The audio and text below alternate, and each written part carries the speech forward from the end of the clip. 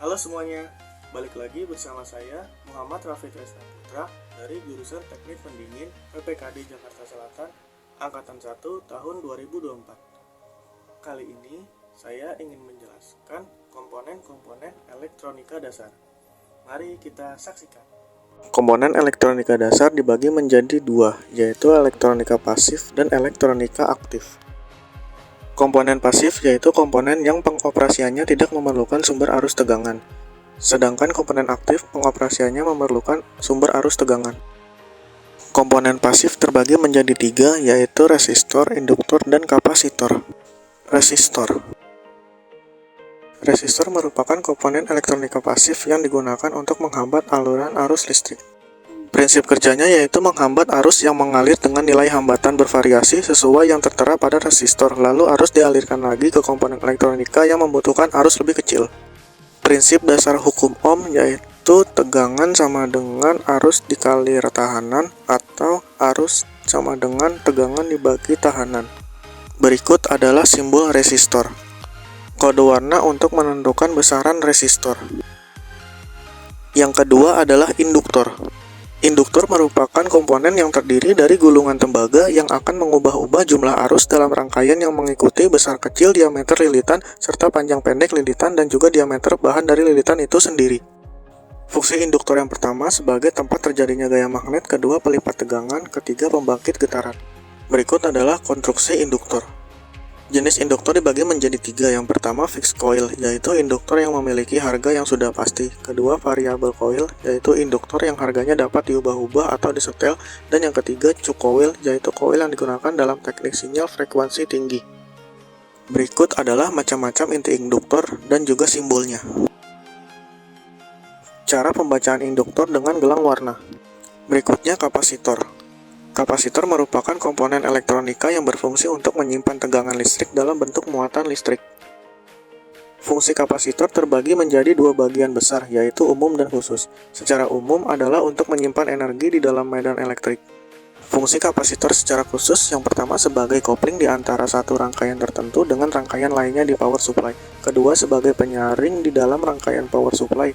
Ketiga, dalam rangkaian antena berfungsi sebagai pembangkit gelombang atau frekuensi. 4. Sebagai lampu neon untuk menghemat daya listrik. Kelima, berfungsi untuk mencegah terjadinya loncatan listrik pada rangkaian yang ada.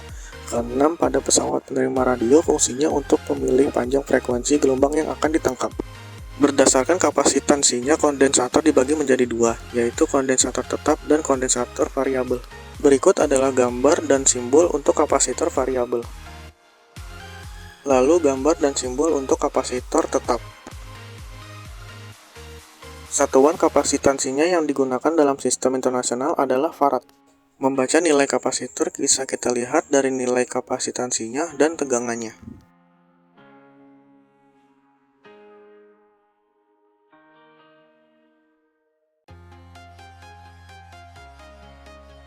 Kapasitor adalah komponen elektronika yang dapat menyimpan muatan listrik.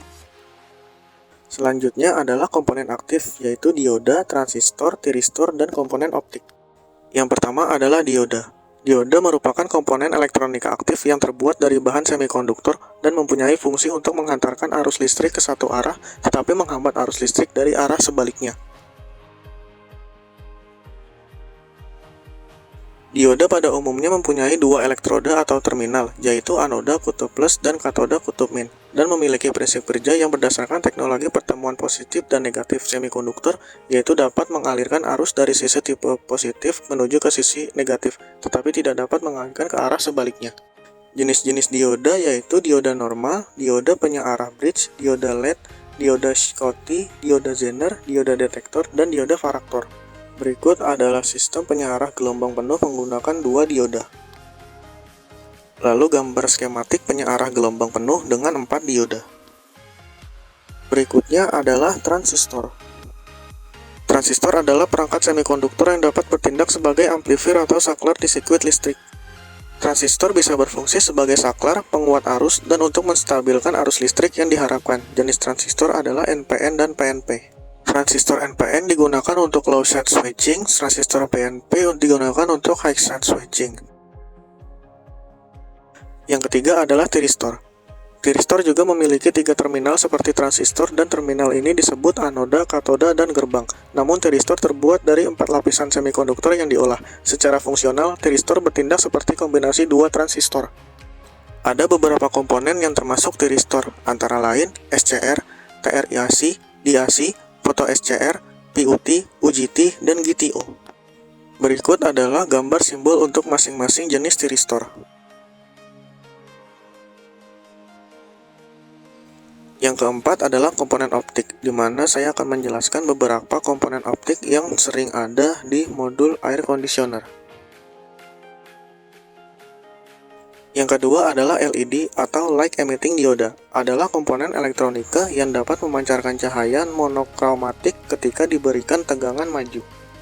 LED biasa digunakan sebagai indikator dan display digital dalam instrumen. Yang kedua adalah fotoresistor. Fotoresistor atau LDR ialah jenis resistor yang berubah hambatannya karena pengaruh cahaya. Bila cahaya gelap, nilai tahanannya semakin besar, sedangkan saat cahayanya terang, nilainya menjadi semakin kecil. Berikutnya adalah fotodioda. Merupakan dioda yang peka terhadap cahaya. Sensor fotodioda akan mengalami perubahan resistansi pada saat menerima intensitas cahaya dan akan membocorkan aliran arus listrik dari katoda ke anoda. Berikutnya adalah fototransistor. Merupakan jenis transistor yang bias basisnya berupa cahaya inframerah. Besarnya arus yang mengalir di antara kolektor dan emitor sebanding dengan intensitas cahaya yang diterima fototransistor tersebut. Selanjutnya adalah relay. Bekerjanya berdasarkan elektromagnetik. Biasa digunakan pada rangkaian kontrol. Pada keadaan normal, kontak listrik biasanya terbuka. Lalu termistor. Tahanan termistor berubah bila terjadi perubahan temperatur dalam ukuran yang agak besar. Terdapat 3 jenis termistor. Yang pertama, termistor coil untuk mengukur temperatur coil. Kedua, termistor udara untuk mengukur temperatur udara ruangan. Yang ketiga, termistor discharge untuk mengukur temperatur pipa discharge. Berikutnya adalah varistor, alat pengaman untuk printed circuit board atau PCB.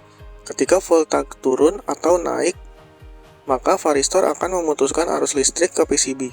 Selanjutnya adalah photocoupler. Merupakan suatu alat kombinasi dari emitter cahaya dan penyensor sinar yang berfungsi sebagai penghenti cahaya.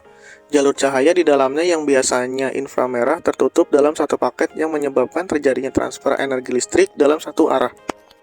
Selanjutnya adalah transformer atau trafo, berfungsi sebagai penurun dan penaik tegangan AC.